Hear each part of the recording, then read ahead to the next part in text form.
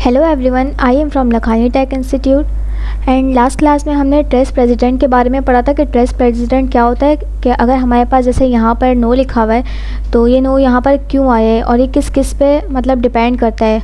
तो मैंने आपको पहले भी बताया था कि जैसे अगर हमारा मंथली एम है 50,000 और अगर हमारे सेल्समैन ने इतनी सेलिंग नहीं की है, ये नो आया है आंसर, तो ये नो जो आया ये किससे लिंक हुआ हुआ है, मंथली एम से और ये सेल्समैन के टोटल से। तो इससे हमें पता चलता है कि ये ट्रेस प्रेसिडेंट हम इस तरह से फंक्शन इसका यूज़ करते हैं।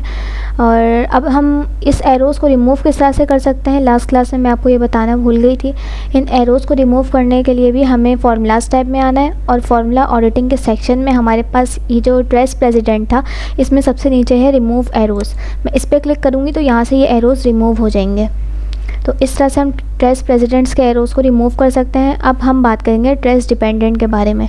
तो बेसिकली ट्रेस डिपेंडेंट ये होता है कि अगर यहाँ पर नो की जगह येस होता और ये येस अगर ये यहाँ पर होता तो ये किस किस पे डिपेंड करता, मतलब इससे क्या क्या चीज़ें चेंज होती और ये किस किस पे इफ़ेक्ट आता है इसको येस होने से।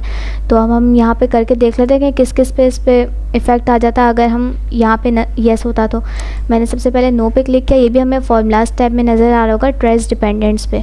इस पर मैं क्लिक करूँगी तो ये मुझे शो कर रहा है कि जिस तरह से अगर यहाँ पे अगर येस होता तो नो बोनस की जगह बोनस आ जाता, क्योंकि उन्होंने हमारी मंथली एम का ये जो गोल है इसे कंप्लीट किया था तो यहाँ पर बोनस मिलता उन्हें। और इसके बाद जो है ये जो पर्सन रीच देयर गोल जो कि 4 थे, मैंने यहाँ पर नो वाले काउंट किए थे, अगर ये यहाँ पर येस होता तो 1 आ जाता है यहाँ पर।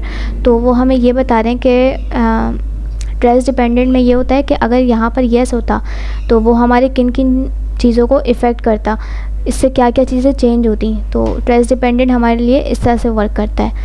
और बेसिकली जो ट्रेस प्रेसिडेंट और ट्रेस डिपेंडेंट है ये हमारे लिए ऑडिटिंग के लिए काम आता है कि जब हम पूरी शीट को अपना रेडी कर लेते हैं, पूरा डेटा हमारा रेडी होता है, तो उसके बाद हमें ये देखना होता है कि अगर हमने कोई फार्मूला में मिस्टेक तो नहीं की है, कोई ऐसी मिस्टेक तो नहीं हुई है। तो उसके लिए जो होता है बहुत सारे लोग ट्रेस प्रेसिडेंट्स और ट्रेस डिपेंडेंट का यूज़ करते हैं। तो इसके लिए जो है हमें इंडिविजुअली हर एक को जाके इस तरह से चेक नहीं करना पड़ता है, हम जस्ट ट्रेस प्रेसिडेंट पे क्लिक कर देते हैं तो वो हमें बता देते हैं कि अगर फॉर एग्जांपल यहाँ पे येस होता तो ये किस पे डिपेंड कर रहा है, ये आपको पता चल रहा है यहाँ पर।